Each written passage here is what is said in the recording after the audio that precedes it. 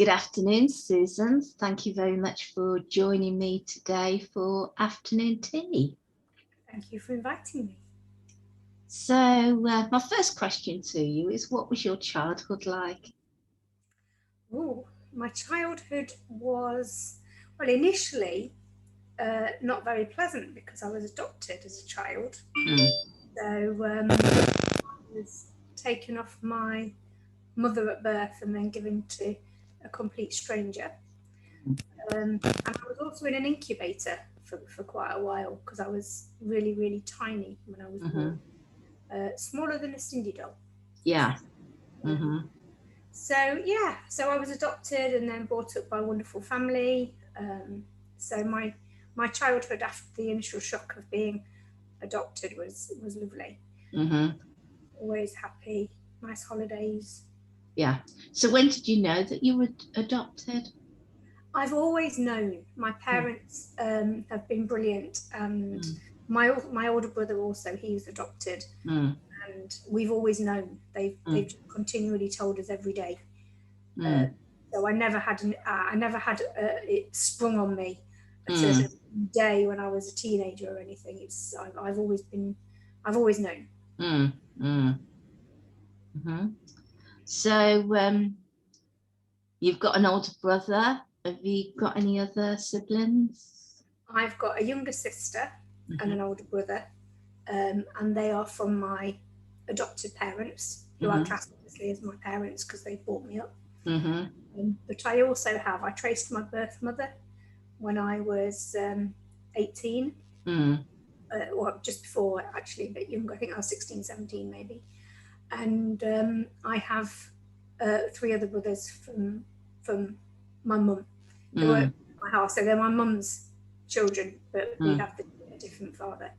So I've got Mark, Jason and Wayne that I'm in contact with now that are from my birth parents. Yeah. And then Catherine and Philip from my adopted parents. So I've got 2 families. Okay. And did you enjoy school? I did enjoy school. I loved primary school, and for the time I spent there, I enjoyed comprehensive school. But unfortunately, my mum died of breast cancer when I was 14. I'm sorry about that. I went off the rails a little bit and became a little bit of a naughty girl, and I was suspended from school. I was 15, so I left school just before I was 16. So I left school. Yeah, I left school at 14. So what did you do then when you left school at 14? I was lucky enough to go and live in the south of France with my stepmom's sister, and had an absolutely brilliant time learning French and travelling around the south of France on a little moped, delivering pizzas and putting little advertisements on car windscreens, and I had a good time.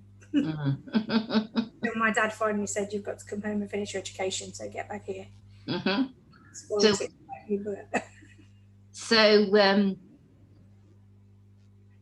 what did you do?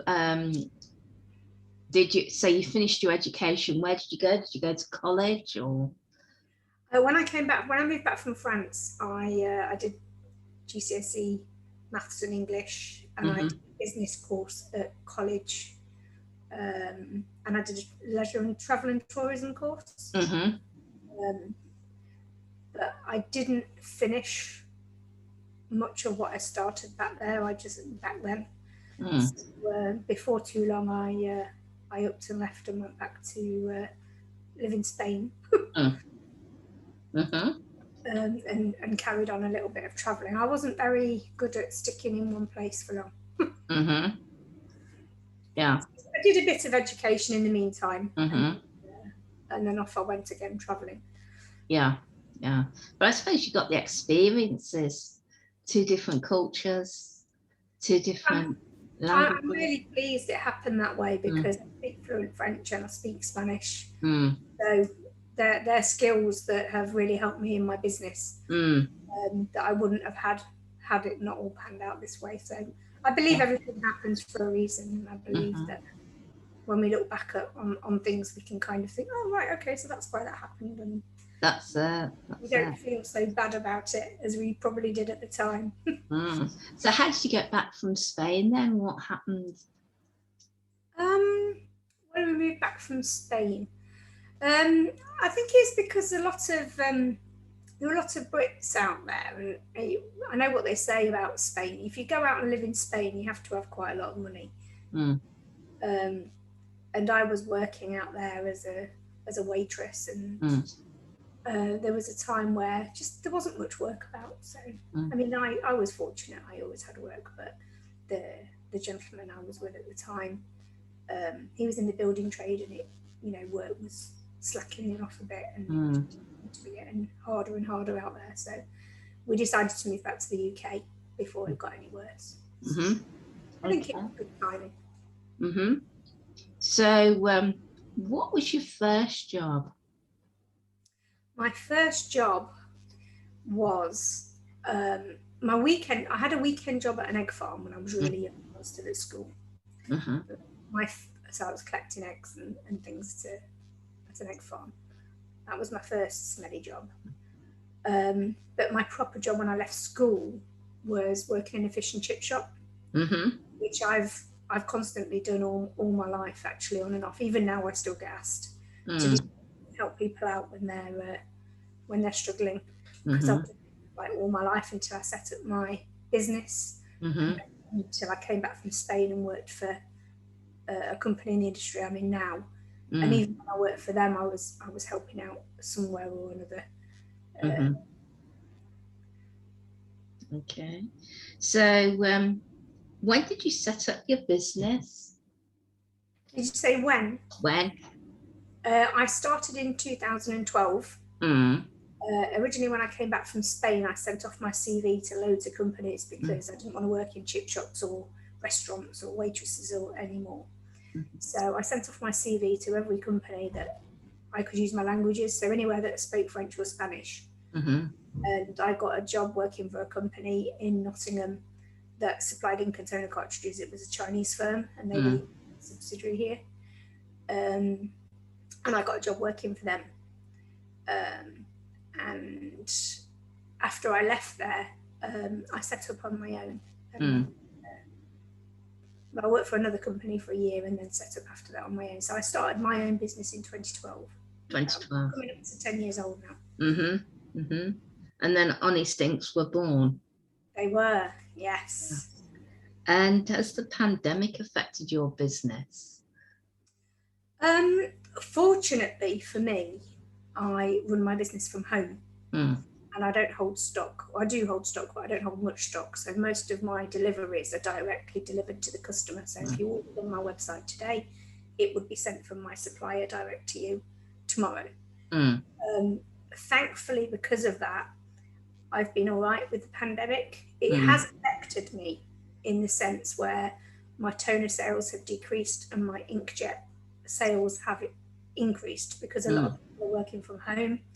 We've got more people using home inkjet printers, and because a lot of businesses shut, I haven't sold as many toners to business customers. So I've lost business customers, but then gained new customers that have been inkjet printing from home, like people that would normally go to school and print are now printing from home.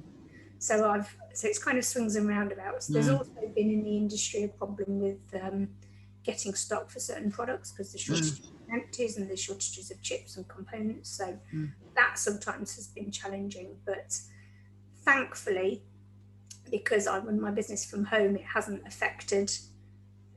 I've still been able to work. The co-ops have luckily still been open because they're still selling food. So my recycling scheme has still got, people can still go and take their empty cartridges to co-ops. So yeah, I've been one of the lucky ones. I've been really fortunate that it hasn't affected me as badly as it has affected others. And looking back over your life, is there anything that you would change?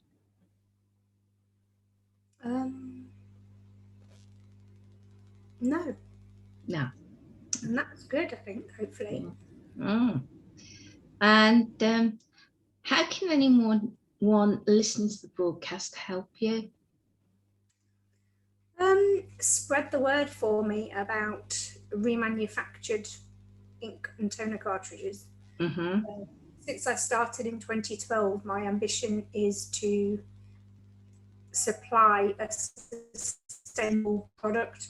And the circular economy business model that I have guarantees that every cartridge that comes to us can be reused or recycled. So nothing ends up in landfill or incineration.